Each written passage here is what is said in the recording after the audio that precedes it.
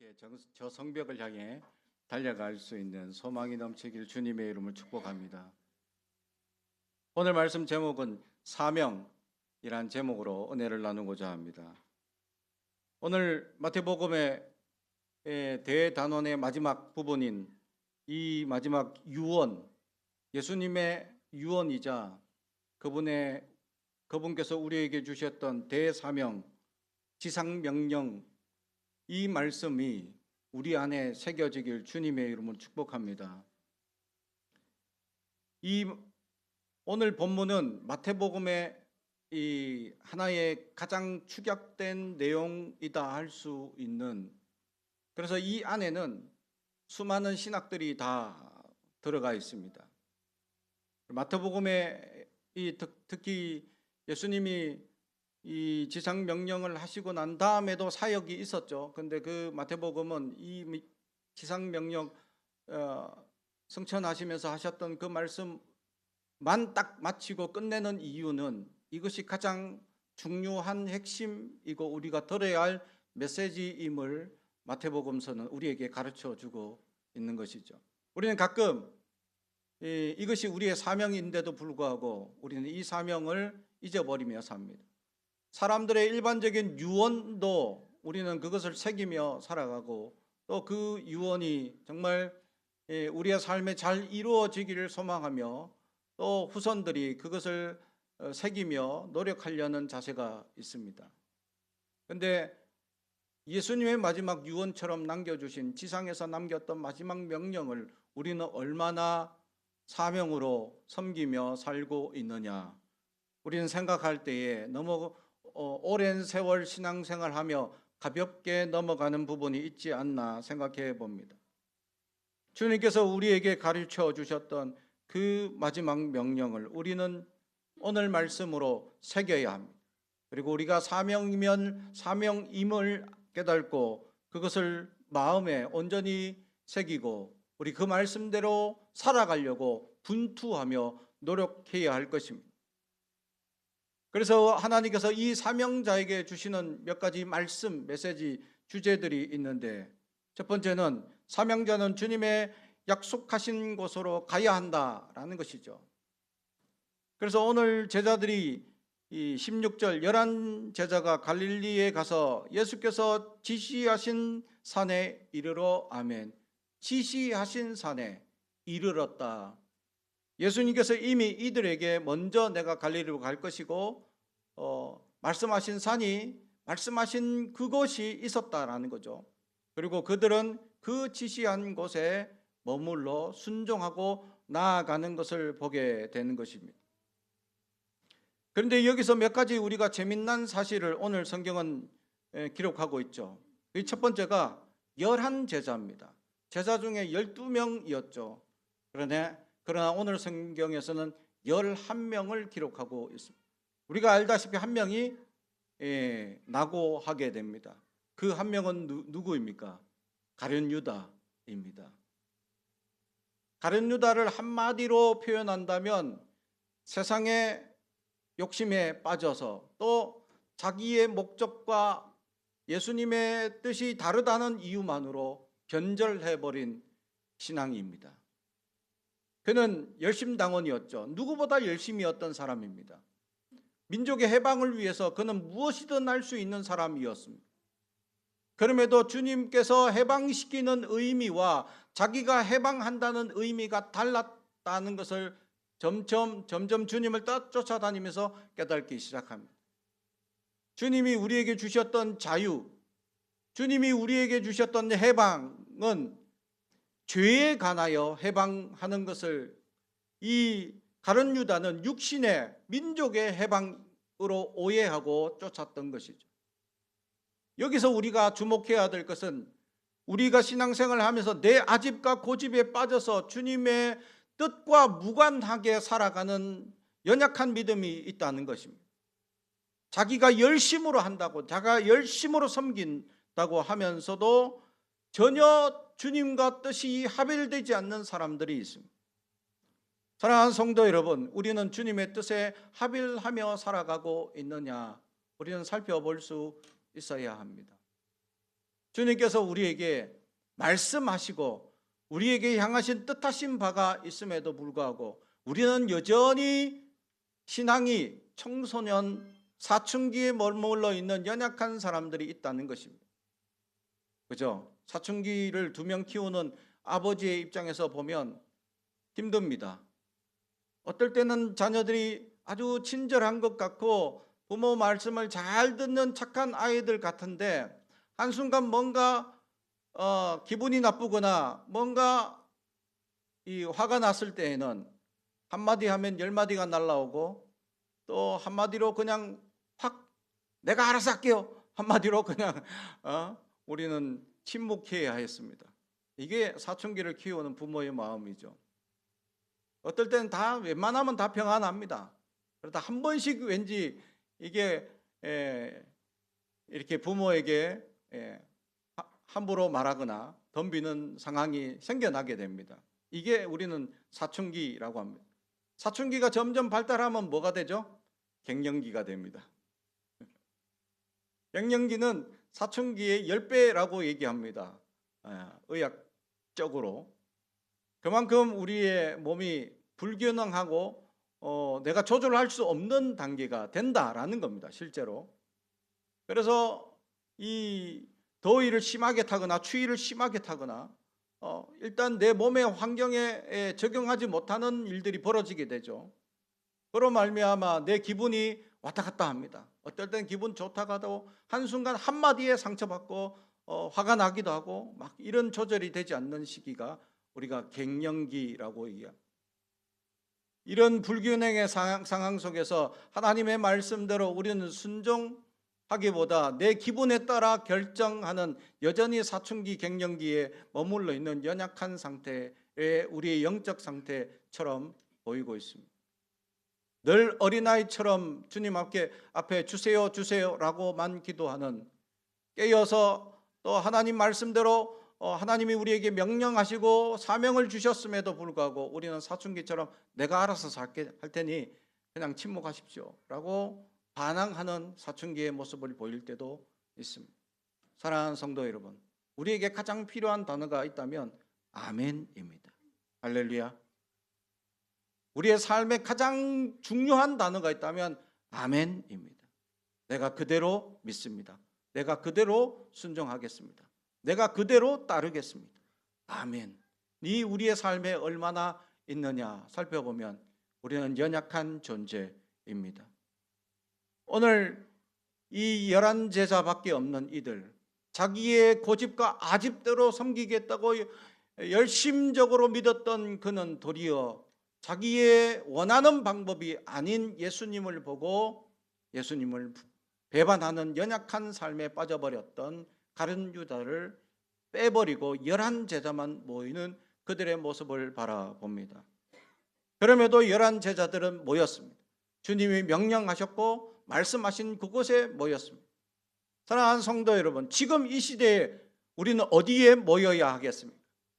주님이 명령하시고 말씀하신 그곳, 주님을 만나는 그곳이 어디입니까? 바로 교회 공동체입니다.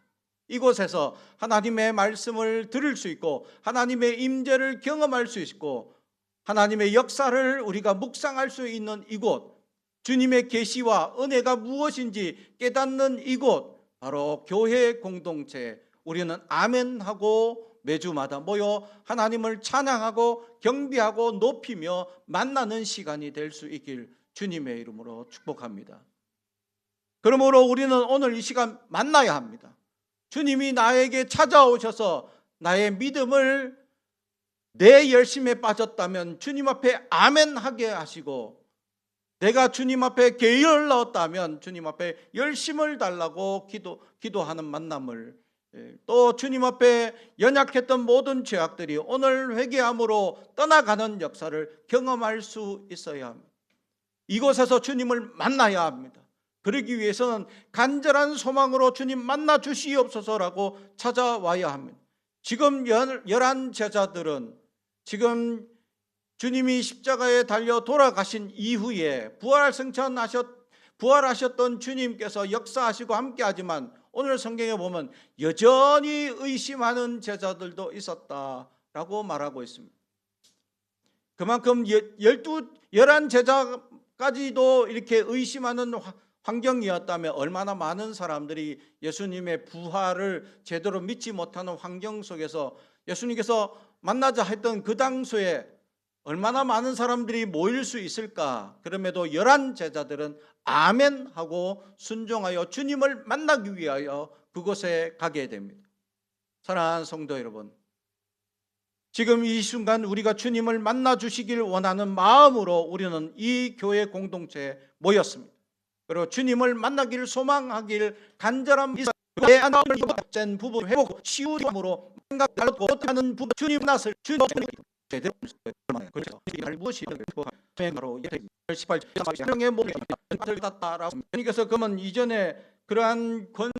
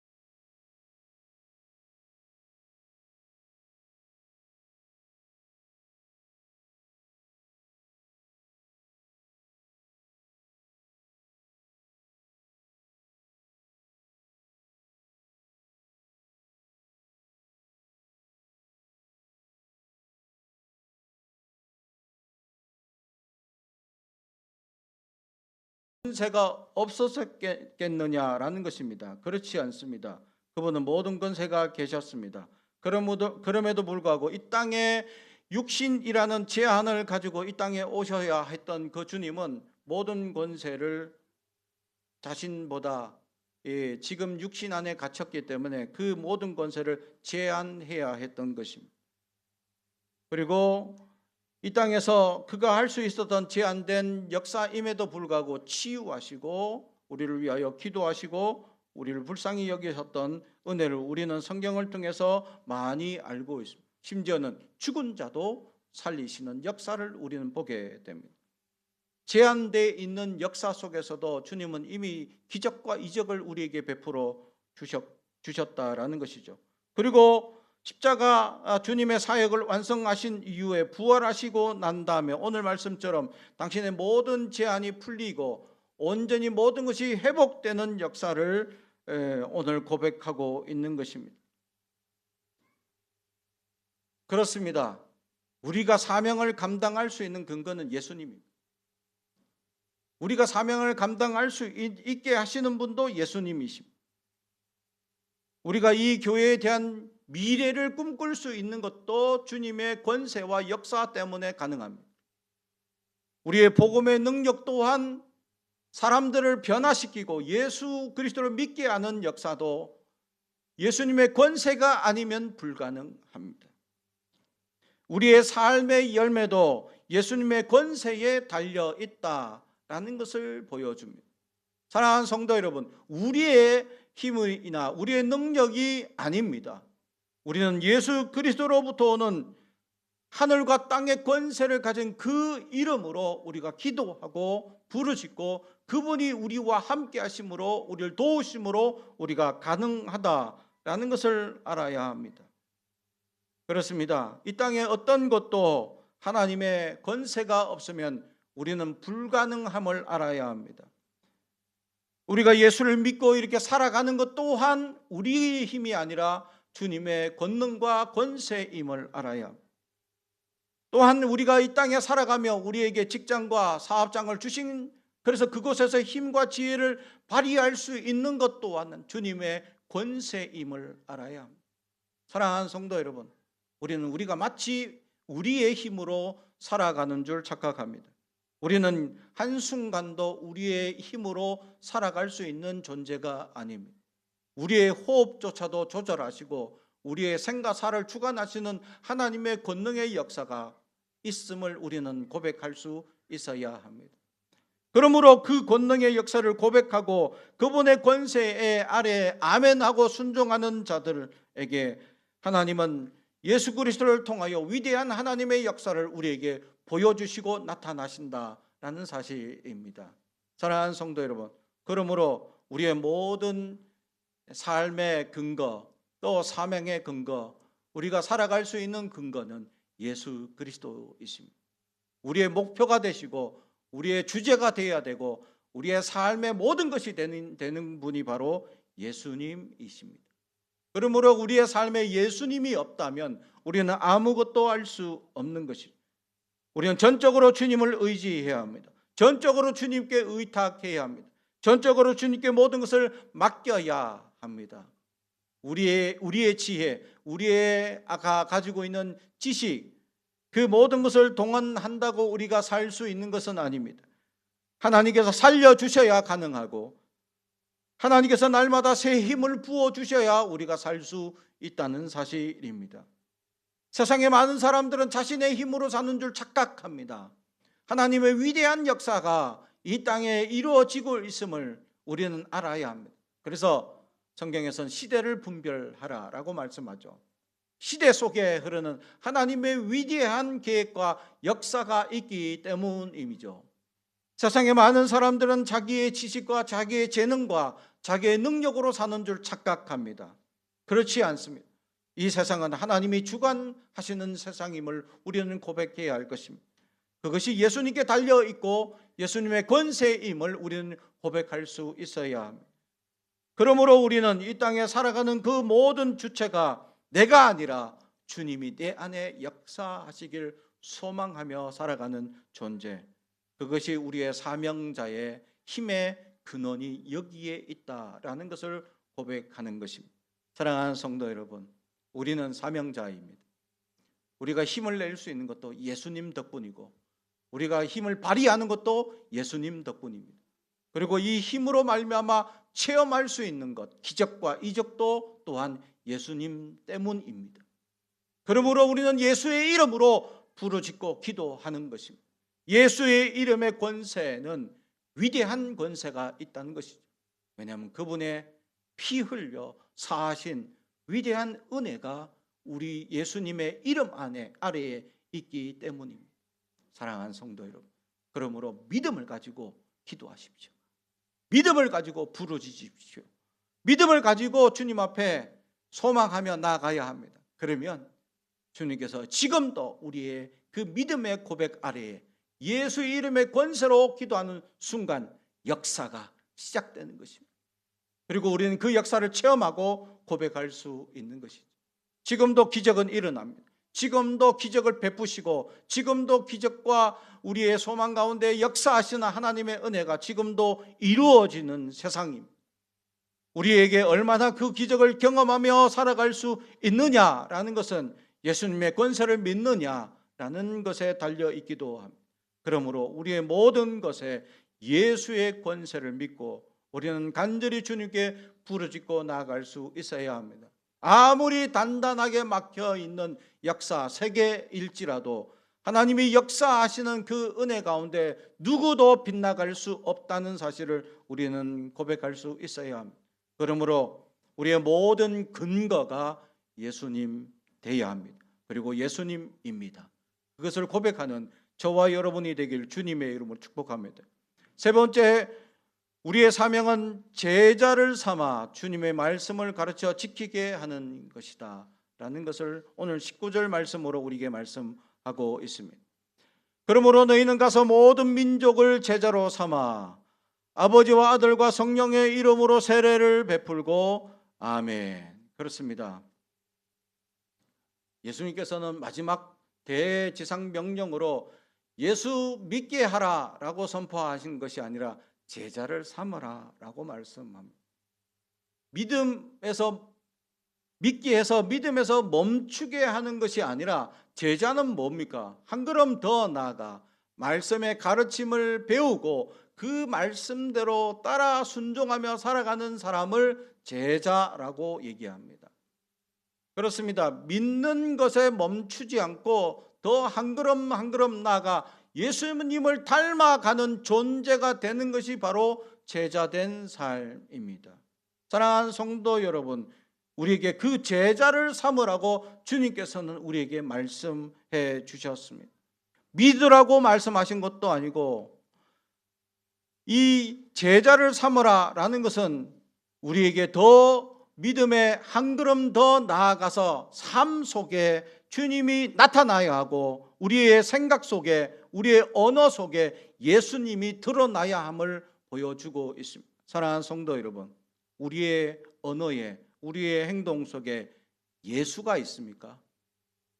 내 생각 속에 예수가 있습니까? 내 말 속에 예수가 있습니까? 내 기도 속에 예수가 있습니까? 예수님이 없다는 것은 무엇을 의미하는 것입니까? 믿음이 없다는 것일 수도 있습니다. 어쩌면 믿음이 있다고 하면서 아직 어쩌면 어린아이처럼 그냥 부르짖고 간구하는 연약한 상태에 머물러 있지는 아니합니까? 사랑하는 성도 여러분, 주님 앞에 부르짖고 나아가는 우리에게 예수가 있어야 합니다. 우리의 삶을 목도하는 이방인들이, 또 믿지 않는 이들이 우리를 보면서 예수가 보인다라는 고백이 있어야 한다라는 것이죠. 제자라는 것은, 예수님을 따라간다는 것은 우리 안에 예수님이 드러나는 삶을 보여주는 것을 의미합니다. 사랑하는 성도 여러분, 여러분은 얼마나 예수님처럼 보이며 고백하고 살아가고 있습니다? 아니면 여전히 여러분 이름이 드러나고 있습니다? 우리는 우리의 이름이 드러나서는 안 될 것입니다. 우리의 이름보다는 예수의 이름이 드러나야 합니다. 그래서 우리는 말이나 행위에 있어서 예수를 위하여 살아가는 존재임을, 제자임을 고백하며 살아갈 수 있어야 합니다. 그러기 위해서 그분의 가르침을 배워요.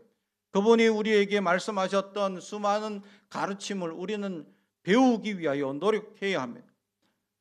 그렇습니다. 그래서 말씀을 보는 것도 중요하지만 그 말씀 속에 의미가 어떤 것인지 가르침을 받는 것 또한 중요합니다. 다행히 우리 함께하는 교회 안에는 성경 공부가 있습니다. 주일과 수요 예배. 말씀을 배워야 합니다. 더 깊은 말씀으로 나아갈 수 있는 기회가 주어져 있습니다. 소망하고 그렇게 바라는 사람들이 있다면 언제든지 찾아오십시오.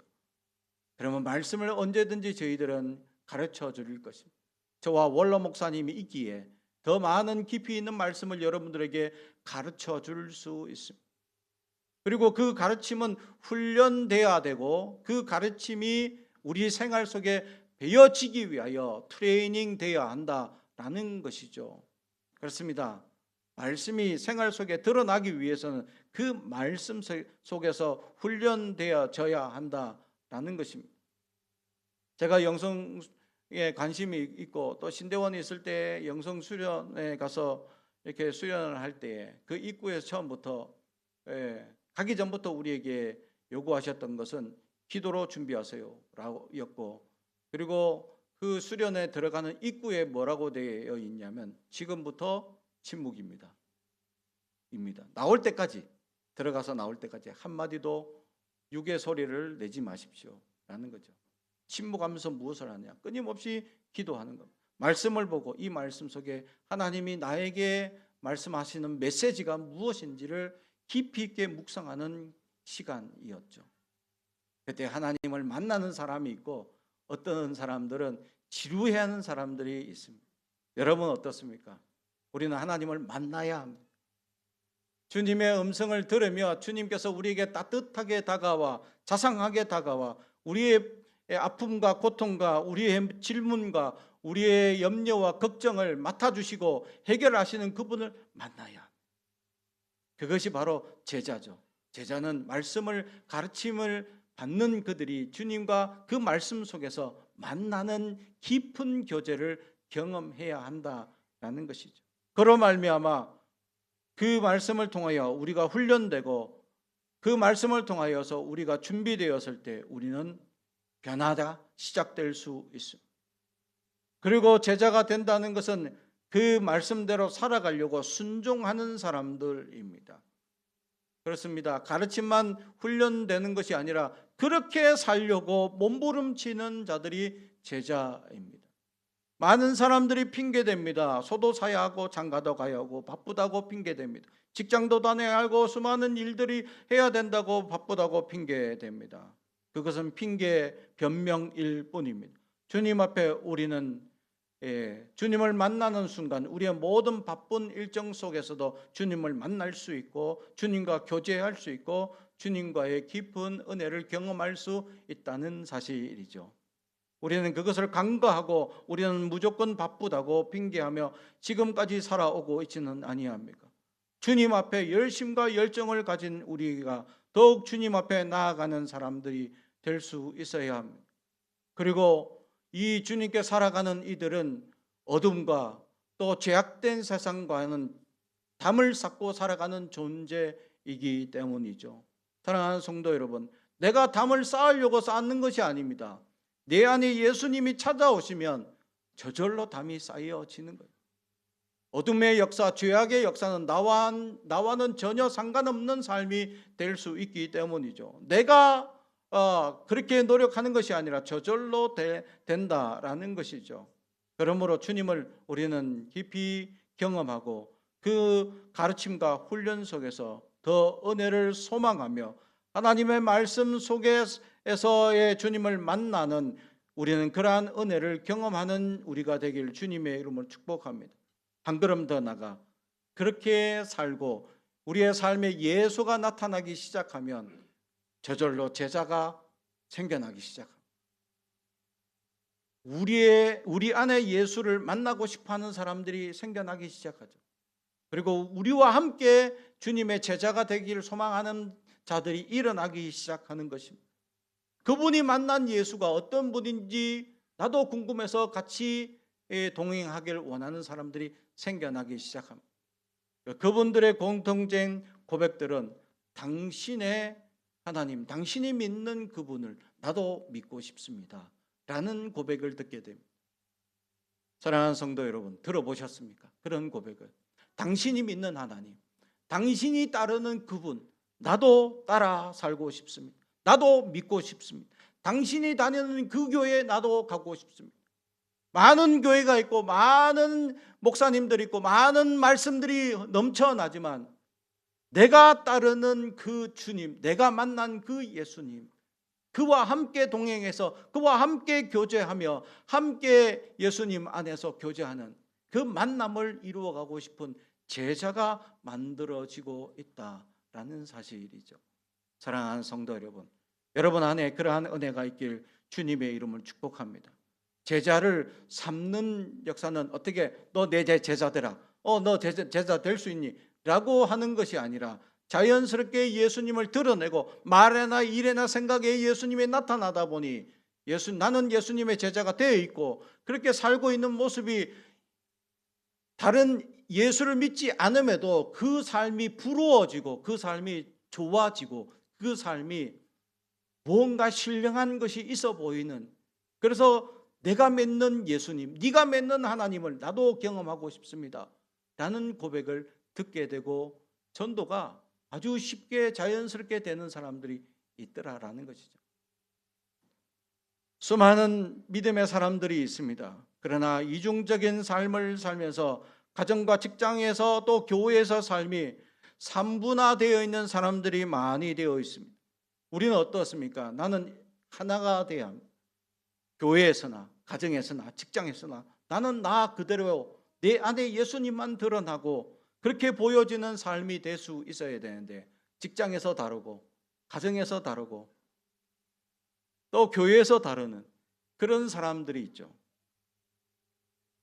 제가 어느 성도님의 자녀를 상담할 때가 있었습니다.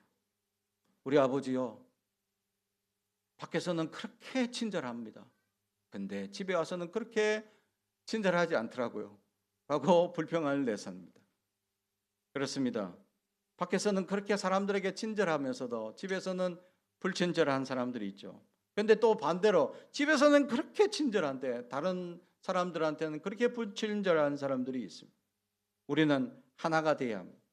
다 친절한 상태로 내 말에 행동에 예수가 나타나면 내가 행동에 말에 어떻게 할 것인지가 결정되죠. 그래서 우리는 손해봅니다. 그래서 우리는 많은 상처를 당할 수 있습니다. 그래서 우리는 많은 물질적, 마음적 여러 가지 손해들을 당할 수 있습니다. 그럼에도 불구하고 주님께서 그 상처를 치유하시고 싸매시는 은혜를 경험하게 되고 물질적 손해는 더 많은 것으로 갚아주시는 하나님의 위대한 역사를 경험하게 되고 내가 더 많이 헌신하고 살아감에도 불구하고 어찌 보면 많은 손해와 많은 손실이 있을 것 같이 세상의 기준으로 따지지만 더 많은 은혜를 경험하고 더 많은 역사를 경험하는 위대한 삶이 될 수 있는 것입니다. 사랑하는 성도 여러분, 우리는 우리의 삶에 예수를 통하여 보는 손해는 손해가 아닙니다. 어떻게 또 하나님께서 위대한 것으로 갚아주실지 기대해 보시기 바랍니다.